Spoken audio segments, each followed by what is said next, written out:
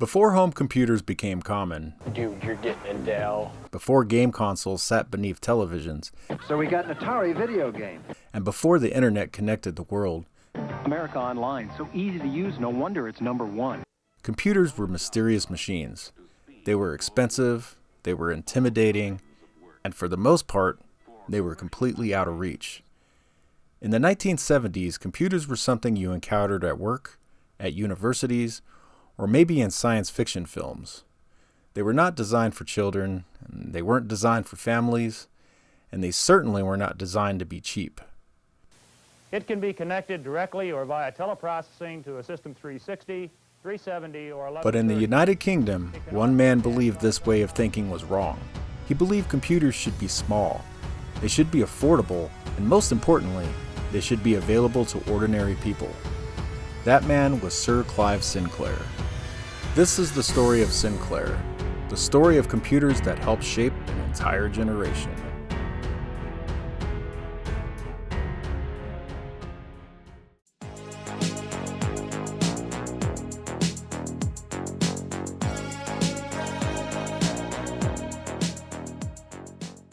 Clive Marl Sinclair was born in 1940 in London during World War II. Britain at this time was a nation under constant strain. Cities were bombed, resources were rationed, and innovation was driven not by luxury, but by survival. Technology mattered, engineering mattered, and problem solving was a part of everyday life. Sinclair grew up in a family where engineering was not abstract, it was practical. His father worked as an engineer, and his grandfather was involved in shipbuilding. This environment naturally exposed Clive to mechanical thinking at an early age.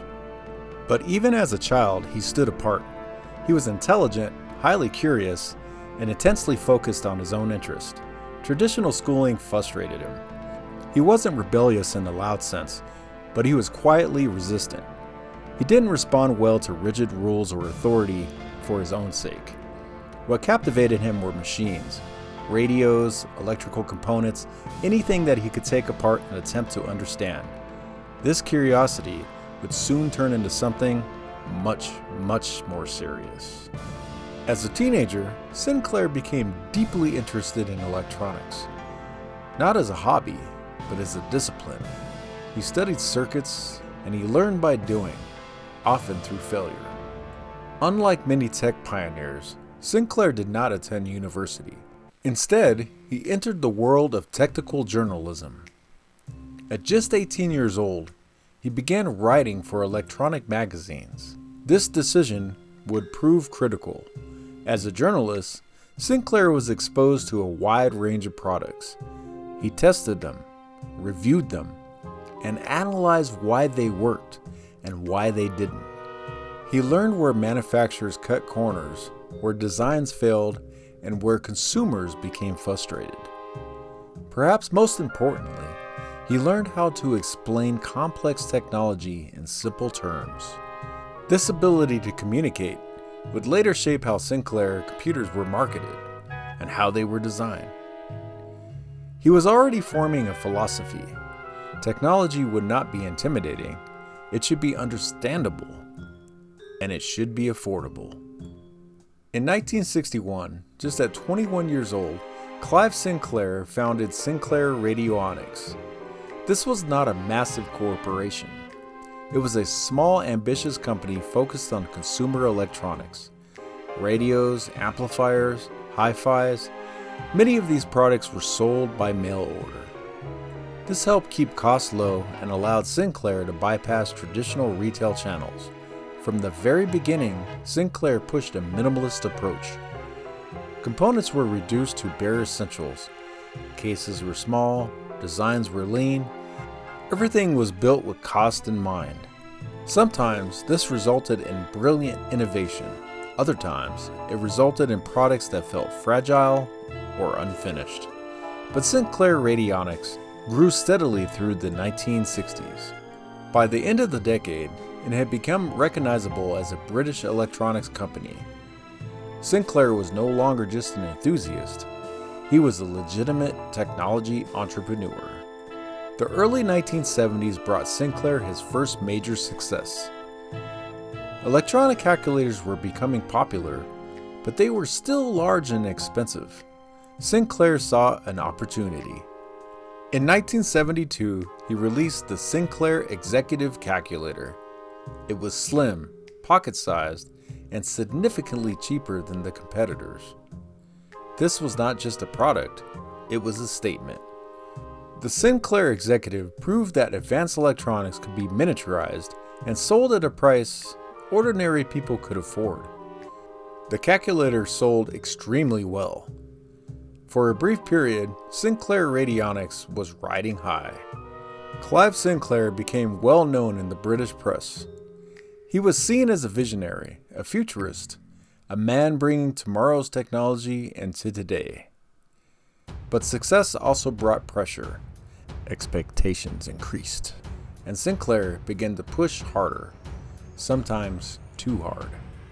In 1975, Sinclair Radionics released the Sinclair Blackwatch. It was one of the world's first digital LED wristwatches. On paper, it was revolutionary, but in reality, it was deeply flawed. The watch suffered from poor battery life. It overheated, and it failed frequently, and customers returned it in huge numbers. At the same time, Japanese manufacturers were flooding the market with calculators that were cheaper and more reliable. Sinclair Radionics could not compete on this scale. Losses mounted quickly, and by 1977, the situation became dire. The British government stepped in through the National Enterprise Board. Sinclair Radionics was effectively rescued, but at a cost. Clive Sinclair lost control of his own company. For a man who valued independence and vision above all else, this was unacceptable.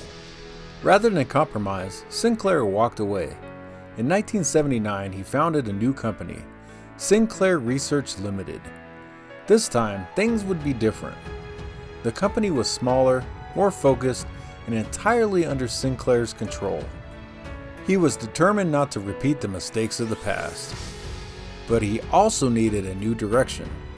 Calculators were no longer viable. Consumer electronics had become brutally competitive. Sinclair needed a new frontier, and that frontier was computing. By the late 1970s, computers were already changing the world. But they were not changing it equally. Most computers were expensive, they were complex, and they were aimed at businesses and serious hobbyists. In the United States, companies like Apple, Commodore, and Tandy were building capable machines, but even these were out of reach for many families. Sinclair believed this created a problem. If computers were the future, then everybody should have access to them. Not just corporations, not just universities, but children, students, families. He even famously set himself a goal to build a computer that cost around 100 pounds, something that could plug into a television, something simple, something affordable. He was not chasing power, he was chasing accessibility. In 1980, Sinclair Research released the ZX80. It was unlike most computers of the time. It had very little memory, a membrane keyboard, and a design that relied on clever compromises to keep costs low. By traditional standards, this was crude, but it was affordable, and that changed everything. For the first time, many people could buy a computer outright. The ZX80 wasn't just a machine, it was an innovation. A year later, Sinclair released the ZX81. It improved the ZX80 in nearly every way. More memory options, a better basic interpreter, more stable operation, and a sleeker design. The ZX81 became a massive success. Over 1.5 million units were sold. Computers were no longer exotic, they were something you could own, something you could learn from, and something you could grow with. Sinclair's success created a new challenge: manufacturing. To meet demand, Sinclair partnered with Timex. The American watch company had massive production capabilities. Timex manufactured Sinclair machines and marketed them internationally, especially in the United States. the Timex Sinclair 1000, 1500, and the 2068. On paper, the partnership made sense, but culturally, the US market was very different. American consumers expected expansion, full keyboards, more memory, and better graphics. Sinclair machines were cheap, but they felt compromised. Sales were slow, and Timex eventually withdrew from the US market. In 1982, Sinclair released the ZX Spectrum. This was a machine that defined his legacy. It introduced color graphics, improved sound, and an enormous software library. The Spectrum exploded into popularity across the UK and Europe. It launched countless careers: bedroom programmers, game developers, future engineers. For many, the Spectrum was not just a computer, it was their starting point. By the early 1980s, the ZX Spectrum was more than just a computer. It was becoming a cultural object. In Britain and across Europe, the Spectrum found its way into bedrooms, living rooms, and in classrooms. Children learned to type basic commands directly from magazines. They waited patiently as programs loaded from cassette tapes, sometimes taking several minutes, and sometimes only to fail at the very end. But this process wasn't a barrier, it was part of the experience. Users weren't just consumers, they were participants. They typed in code, they modified games, and they experimented. The Spectrum encouraged curiosity, it encouraged experimentation, and it encouraged creativity in a way few machines had before.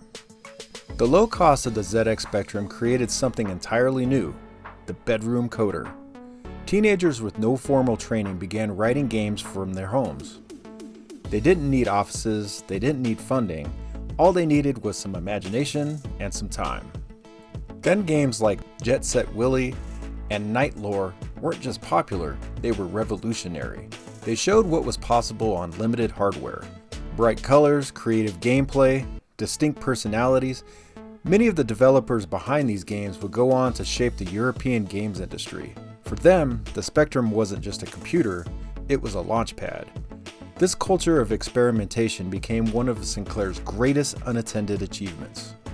From a technical perspective, the ZX Spectrum had many limitations: limited memory, color clash, minimal sound hardware, a simple keyboard, but these constraints forced creativity. Developers learned to work around them.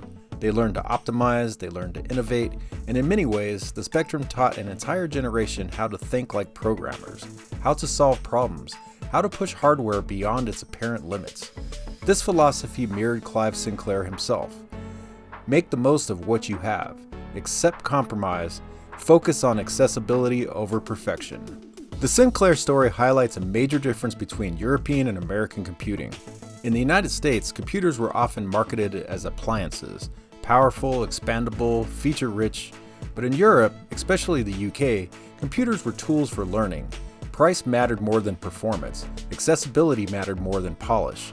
Sinclair machines fit perfectly into this mindset. They were educational, affordable, and unintimidating. This difference explains why Sinclair became a household name in Europe and a curiosity in America. In 1984, Clive Sinclair attempted something bold. This resulted in the Sinclair QL, short for Quantum Leap. The QL was designed as a professional machine. It featured a Motorola processor, a multitasking operating system, and a built-in storage medium with micro drives. On paper, it was advanced, but in practice, it was rushed. Early models were buggy, the micro drives were unreliable, and the software support was limited. The QL arrived before it was truly ready. This reflected a reoccurring pattern in Sinclair's career: vision first, execution later. In 1985, Sinclair unveiled one of his most infamous creations, the Sinclair C5, an electric battery-powered vehicle. It was compact, environmentally friendly, and ahead of its time, but it was also deeply impractical, low to the ground, underpowered, and poorly suited to real-world traffic. The C5 became a public embarrassment. The media ridiculed it. Sales collapsed, and for many, this marked the turning point in Sinclair's public image. By 1986, Sinclair's resources were stretched thin. The QL had failed to gain traction, the C5 had damaged his reputation, and the home computer market was becoming increasingly competitive. That year, Sinclair sold his computer business to Amstrad. Amstrad continued producing Spectrum models, the Plus 2, the Plus 3, machines that refined the design and added built-in storage. But Clive Sinclair himself stepped away from mainstream computing. His era as a computer manufacturer was over. Despite stepping away from computers, Sinclair never stopped inventing. He continued working on personal transportation devices, electric bicycles, mobility concepts, compact engineering solutions. He remained driven by the same philosophy: make things smaller, make them simpler, and make them accessible, even when the market didn't respond. Sir Clive Sinclair was knighted in 1983 for services to the British industry. His true legacy goes beyond individual machines. He helped spread computing to the masses. He inspired a generation to learn to program, and he showed that innovation didn't require massive budget, just bold ideas and willingness to take risks. The Sinclair and Timex computers weren't perfect, but they were influential, and they mattered. Today, Sinclair machines are celebrated by collectors and enthusiasts. Modern recreations like Retro Game Limited's The Spectrum, FPGA implementations, homebrew software, the legacy lives on, not just in nostalgia, but as inspiration. A reminder that limitations can spark creativity. Sir Clive Sinclair never set out to dominate the computer industry. He set out to make technology accessible. Sometimes that vision succeeded brilliantly, and sometimes it failed spectacularly. But without Sinclair, the story of home computing would look very different. These machines didn't just run programs, they created programmers, they sparked imaginations, and they changed lives. This was Sinclair, and this was a look at the computers that Sinclair made that changed everything.